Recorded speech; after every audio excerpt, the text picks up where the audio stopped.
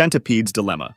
It's the idea that actively thinking about a normally unconscious or automatic activity impairs its performance. Its name comes from this cool poem, where a centipede starts consciously thinking of which leg to move and doesn't know how to walk anymore. Also, think about breathing. You're now manually breathing. Volunteer's dilemma. Let's say there's someone who's being assaulted in public by a serial killer, and there are dozens of people witnessing it. All of them think that the others would contact the police anyway, and don't want to risk getting involved with the serial killer, so nobody ends up calling the police. It's exactly what happened to Kitty Genovese in New York in 1964. This dilemma may also be called the bystander effect, or the Genovese syndrome. Transplant dilemma. If the demand for organs for transplants exceeds the supply, who should have priority in getting them? The youngest patients, the sickest ones, the healthier ones, or the ones who've been on the waiting list for longer? Morton's fork. This one is a false dilemma, in which contradictory observations lead to the same conclusion. It takes its name from John Morton, who in the 15th century attempted to rationalize paying taxes to King Henry by saying that someone living modestly must be saving money and therefore could afford the tax, whereas someone living extravagantly was obviously rich and therefore could also afford the tax. Dictator's dilemma. A dictator who relies on repression of the public in order to stay in power can't understand what people really think, as they fake their preferences and votes to avoid punishment from him. Autonomous vehicle dilemma. Should a self-driving car protect the driver or the pedestrians? Strategic voting dilemma. Some voters face a choice: voting for their preferred candidate, who may have little chance of winning, or voting strategically for a less preferred candidate who has a better chance of winning. If too many voters choose to vote for their ideal candidate, they may inadvertently help a less desirable candidate win by splitting the vote. But if everyone votes strategically, the preferred candidate never gains traction, and the election results may not reflect the true preferences of the electorate. Böckenförde dilemma. It's the theory that liberal non-religious states require values such as civic responsibility and honesty, but cannot guarantee their existence through legislation or force, since in that case it wouldn't be a liberal state anymore. This puts the liberal state in an unstable position, where the only guarantee it has is the internal moral sense of people. Samaritan's dilemma. It's a concept in economics that describes a situation where helping someone in need can create a dependency or reduce their motivation to improve their situation, as they can rely on said help. The dilemma stems from the fact that the Samaritan might be giving help to the recipient to give him a chance to better his condition, while the opposite might happen. Social dilemma. It's a situation in which all individuals would be better off cooperating, but fail to do so because of conflicting interests between individuals that discourage joint action. Real-life examples can be found in environmental problems, such as climate change, and in political issues, like the non-voting issues. Hedgehog's dilemma. This one refers to a situation in which a group of hedgehogs seek to move close to one another to stay warm during cold weather, but they must remain apart, as they cannot avoid hurting one another with their sharp spines. It was created by Schopenhauer to explain human relationships, since we cannot be intimate without the risk of mutual harm, leading to cautious relationships. Heinz dilemma.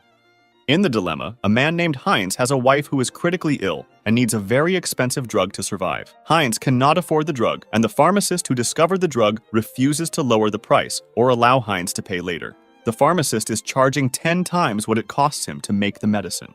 Faced with this situation, Heinz considers breaking into the pharmacy to steal the drug to save his wife's life. The central question is whether stealing it would be ethical. What's important is the form of the response to this dilemma, since it could be attributed to one of the 6 stages of moral development. Schelling's dilemma. Also known as the Hobbesian trap, this theory explains why preemptive attacks are made between 2 groups or individuals. It happens when they both have fear of an imminent attack, and it leads to a fear spiral in which fear will lead to an arms race, which in turn will lead to increasing fear. Even though cooperation would be the better outcome for both sides, mutual distrust leads to the adoption of strategies that have negative outcomes for both individual players and all players combined. It's one of the examples that show why humans don't always act with 100% rationale, and it's pretty commonly used in game theory. Innocent prisoner's dilemma.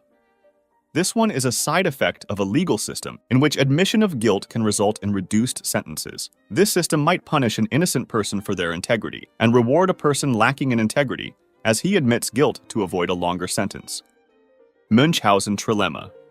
This one is a philosophical concept that wants to demonstrate the theoretical impossibility of proving any truth, even in the fields of logic and mathematics, without appealing to pre-accepted assumptions. When you say something is true and someone asks for proof, you can provide evidence to support it. However, the person can then ask for proof of that evidence, and so on, making him able to keep asking for proof of each new piece of evidence endlessly.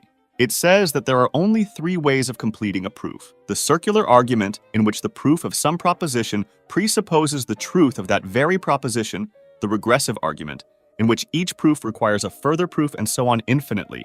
And the dogmatic argument, which rests on accepted precepts which are merely asserted rather than defended. Prisoner's dilemma. It's the most famous game theory thought experiment, and it involves 2 rational agents, each of whom can cooperate for mutual benefit or betray their partner for individual reward. Let's set up a hypothetical scenario.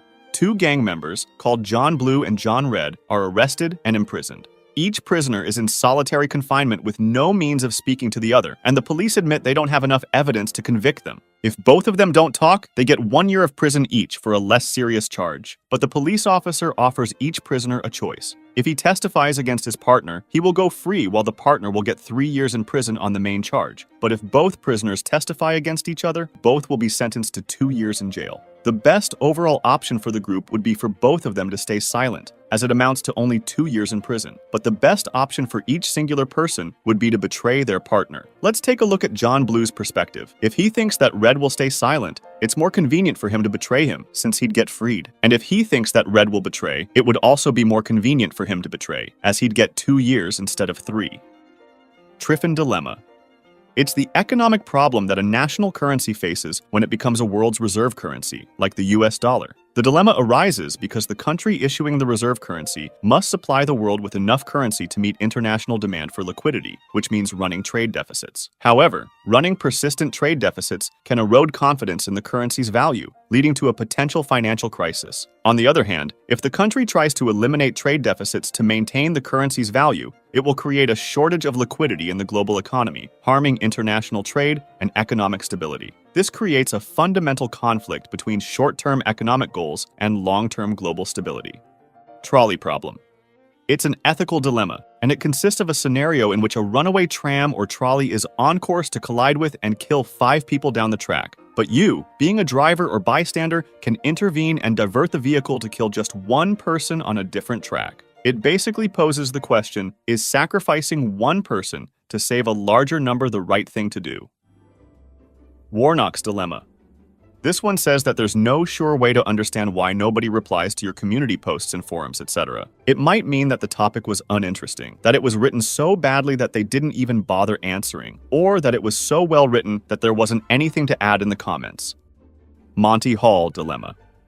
Imagine you're on a game show with 3 doors. Behind one door is a car, the prize, and behind the other 2 doors are goats. You pick one door, let's say door 1. The host, Monty Hall, who knows what is behind each door, then opens another door, let's say door 3, which has a goat. Monty then asks if you want to switch your choice to door 2 or stay with door 1. The dilemma is whether to switch or stay. The counterintuitive but mathematically proven solution is that you should always switch. Initially, you have a 1/3 chance of picking the car and a 2/3 chance of picking a goat. When Monty reveals a goat behind one of the other 2 doors, the 2/3 probability effectively transfers to the remaining unopened door. By switching, you now have a 2/3 chance of winning the car, compared to a 1/3 chance if you stick with your original choice.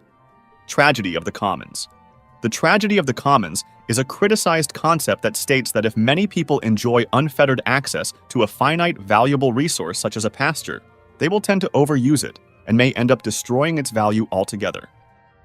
If you want to discuss this video or suggest an idea for the next one, join my Discord. Link in the description.